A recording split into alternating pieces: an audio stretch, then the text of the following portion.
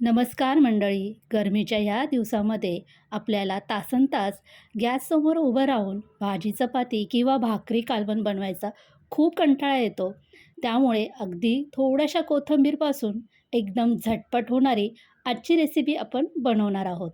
तर चला सुरुवात करूया. कोथिंबीरपासून आजची ही रेसिपी बनवण्यासाठी इथे मी अगदी 20 रुपयाची कोथिंबीर घेऊन आले. आता ही कोथिंबीर स्वच्छ मी निवडून घेतली आहे पानांमध्ये आणि देठांमध्ये. धुवूनही घेतली आहे. कोथिंबीर अशा प्रकारे आपण बारीक बारीक कापून घेऊया. कोथिंबीरपासून कोथिंबीर वडी आपण तर बऱ्याच वेळा बनवतो. पण कोथिंबीरपासून आजची ही रेसिपी तुम्ही बनवली नसेल तर जरूर एकदा ही बनवून बघा. बनवल्यानंतर तुम्हाला इतकी आवडेल म्हणून काय सांगू. आता ही चिरलेली कोथिंबीर एका वाडग्यामध्ये मी घालून घेतली आहे. त्यानंतर यामध्ये एक मोठ्या आकाराचा बारीक चिरलेला कांदा घातला आहे. काही सुके मसाले घालून घेऊया. त्यामध्ये लाल तिखट, हळद पावडर, धणे पावडर आणि जिरे पावडर घातली आहे. इथे मसाले आपल्या आवडीनुसार कमी जास्त करू शकतात. नंतर मिरचीचा ठेचा घातला आहे 1 ते 1.5 चमचा आणि चवीपुरतं मीठ घालून घेतलं आहे. आता हे मसाले आणि कांदा कोथिंबीरमध्ये छान आपण व्यवस्थित मिक्स करून घेऊया. यामुळे काय होईल तर आपण जे मसाले यामध्ये घातले आहेत ते कोथिंबीरमध्ये छान व्यवस्थित मिक्स होतील. त्यानंतर यामध्ये आपल्याला पीठ घालायचं आहे. 1 वाटी मी इथे बाजरीचं पीठ घातलं आहे. 1 वाटी ज्वारीचं पीठ घातलं आहे. अर्धा वाटी मी रवा घालून घेतला आहे आणि अर्धा वाटी बेसन पीठ घातलं आहे.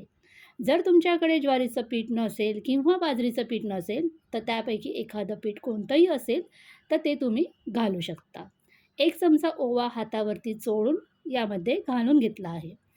आता यामध्ये आपल्याला पाणी घालायचं आहे. तर सुरुवातीला मी 1 ग्लास पाणी घालून घेतलं आहे.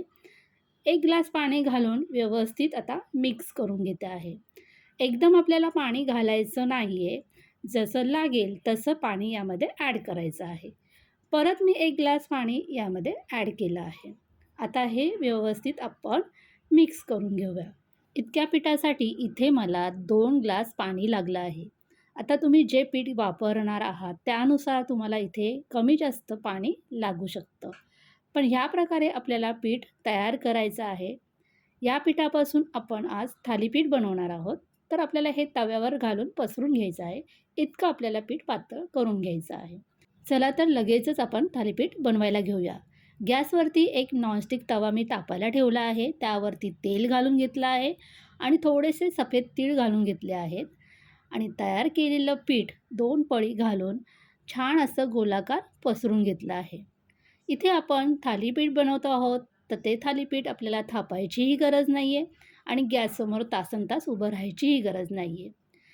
गोलाकार पसरून घेतल्यानंतर यावरती एक झाकण ठेवायचं 2 ते 3 मिनटासाठी. खालच्या साईडने छान असं भाजून झाल्यानंतर हे थालीपीठ पलटी करायचं आणि अशा प्रकारे तेल किंवा तूप सोडून छान खमंग असं हे थालीपीठ भाजून घ्यायचं. इतकं पटकन तयार होतं ना अगदी कमी वेळेत. ज्या वर्किंग वुमन असतात, ऑफिसवरून आल्यानंतर त्यांना खूप कंटाळा येतो चपाती भाजी वगैरे बनवण्याचा, तर अशा प्रकारे झटपट होणारं कोथिंबीरचं थालीपीठ तुम्ही सहज बनवून अगदी पोटभर खाऊ शकतात.